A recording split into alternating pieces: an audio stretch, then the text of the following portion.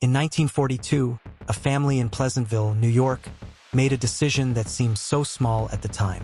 They looked at their dog, a scruffy, oversized mutt with mismatched fur and a goofy grin, and decided to give him away. Not to a neighbor, not to a shelter. They donated him to the United States Army. They figured he'd be useful somehow. Maybe he'd guard a gate. Maybe he'd sniff out supplies. They had no idea what was coming. Because this dog, this mutt that used to steal food off the kitchen counter, would go on to storm enemy bunkers, take on armed soldiers by himself, capture prisoners of war, and earn medals that the military would later rip away from him. This is the story of Chips. Chips wasn't some purebred war machine. He was a mess of breeds, part German Shepherd, part Collie, part Husky, part who knows what. He had wiry fur that stuck out in every direction and a stubborn streak a mile wide.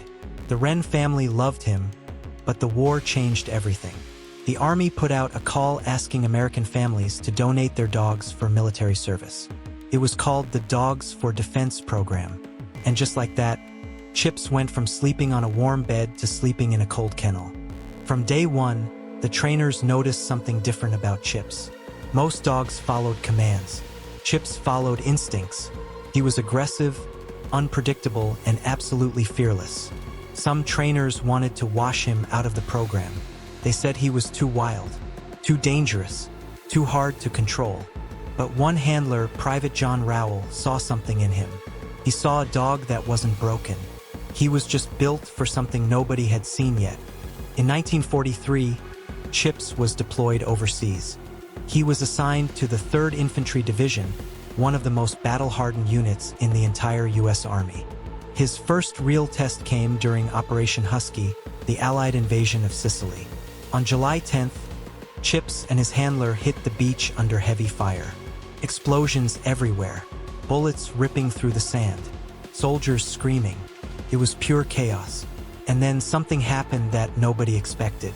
A hidden Italian machine gun nest opened fire on the advancing American troops. Soldiers hit the ground, pinned down, no way forward, no way back.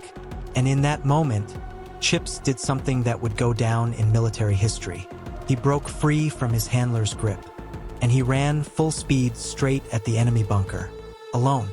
What happened inside that bunker is something the soldiers who witnessed it would talk about for the rest of their lives. Chips burst through the entrance like a missile with teeth. There were 4 Italian soldiers inside, manning a heavy machine gun. Trained soldiers, armed to the teeth. And a dog, a family pet from New York, attacked them.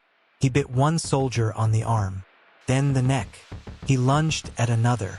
The gunfire stopped. Seconds later, the Italian soldiers came stumbling out of that bunker with their hands above their heads, surrendering to a dog. Chips walked out right behind them, bleeding from a minor scalp wound and powder burns on his fur. He had been grazed by a bullet. He didn't care. He trotted back to his handler like he'd just fetched a tennis ball. That night, Chips helped capture 10 more enemy prisoners. 10. In one night, a dog did that. If this story is already blowing your mind, hit that subscribe button right now, because what the Army did to Chips next is going to make your blood boil. Word of what Chips did spread through the ranks like wildfire. Soldiers who hadn't believed in the K-9 program suddenly wanted a war dog by their side. The commanding officers were stunned. A dog, a donated family pet, had single-handedly taken out an enemy machine gun position and helped capture 14 prisoners of war in a single day. So they did what any reasonable military would do. They awarded Chips the Silver Star for bravery in combat, and the Purple Heart for the wounds he sustained during the assault. A dog, wearing military medals. It was unprecedented. Soldiers posed for photos with him. War correspondents wrote about him. Chips became a symbol, proof that courage doesn't care about species. But then the politics kicked in. The national commander of the Military Order of the Purple Heart filed a formal complaint.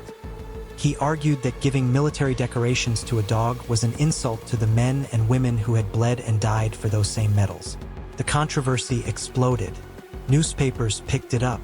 Debates raged across the country. Was it an honor, or was it a mockery? The Army buckled under the pressure. In an official decision that still stings to this day, they revoked every single medal Chips had earned. The Silver Star, gone.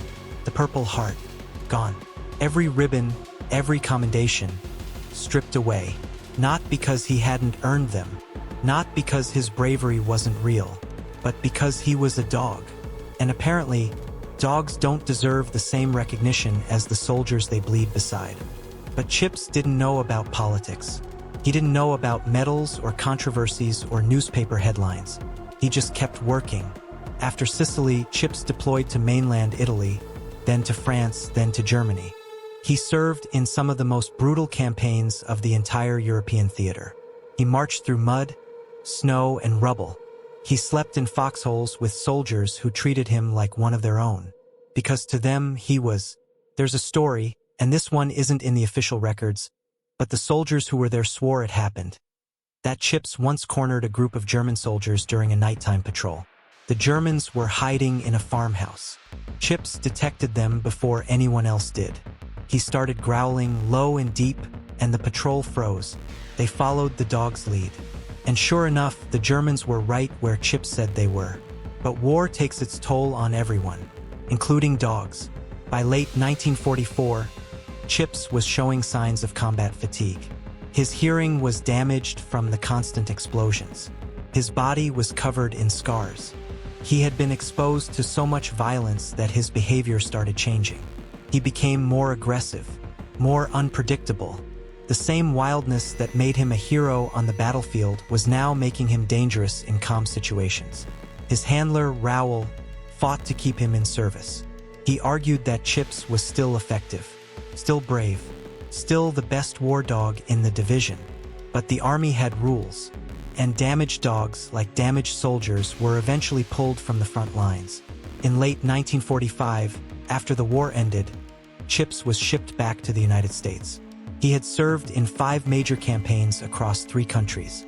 He had faced machine guns, artillery, and enemy soldiers. He had been wounded, decorated, and stripped of his honors. And now he was going home, back to Pleasantville, back to the Wren family, back to the kitchen counter he used to steal food from. We're about to reach the part of this story that hits the hardest. If you're feeling this, drop a comment for Chips. And if you haven't subscribed yet, now's the time. When Chips arrived back in Pleasantville, the Wren family barely recognized him. This wasn't the goofy, clumsy dog they had donated 3 years earlier. This was a different animal. His eyes were harder. His body was leaner. He flinched at loud noises. He growled at strangers. The war had changed him the same way it changed every soldier who came home. The family had to make a choice. The army offered to keep Chips in the K-9 program for breeding and training purposes. He would live on a military base. He would be well-fed, taken care of, but he would never be a family dog again. He would belong to the war forever. The Wrens said no. They took him home. They gave him his old bed back. They let him sleep in the house. They gave him the quiet life that he had earned with blood and scars. They chose to love the dog that came back, not mourn the dog they had given away. And for a few months, it worked. Chips seemed to settle. He would lie in the yard and watch the kids play. He would eat from his old bowl. He was home. But the war wasn't done with him. On April 12, 1946, just 7 months after returning home, Chips died. He was only 6 years old. The official cause was listed as complications from injuries sustained during the war. But the soldiers who knew him believed it was something deeper. The war had broken something inside of him, something that couldn't be fixed with a warm bed and a full bowl. The Wren family buried him in their yard. No military funeral, no honor guard, no folded flag, just a family saying goodbye to a dog that gave everything he had, and a country that couldn't even let him keep his medals. For decades, Chips remained a footnote in World War II history. A great story, but officially unrecognized. The medals were gone. The records were buried. And the dog who had stormed a machine gun nest and made armed soldiers surrender was slowly being forgotten. But some stories refused to die, just like the dog who lived them. In 2018, 75 years after Chips charged that bunker in Sicily, the United States military finally made it right. Chips was posthumously awarded the PDSA Dickin Medal, the highest honor any animal can receive for military service. It's the animal equivalent of the Medal of Honor. The ceremony was attended by descendants of the Wren family, military officials, and historians who had fought for years to make sure Chips was never forgotten. A scruffy mutt from Pleasantville, New York. A dog nobody thought would amount to anything. He stormed a bunker. He captured prisoners. He served in 5 campaigns. He came home broken. He died young. And 75 years later, the world finally said what the soldiers always knew. He was a hero. There's something about this story that stays with you. Maybe it's the image of a family pet charging a machine gun nest. Maybe it's the soldiers who came out with their hands up, surrendering to a dog. Maybe it's the fact that the army gave him medals and then took them away. Or maybe it's simpler than that. Maybe it's the fact that Chips never cared about medals. He didn't storm that bunker for a silver star.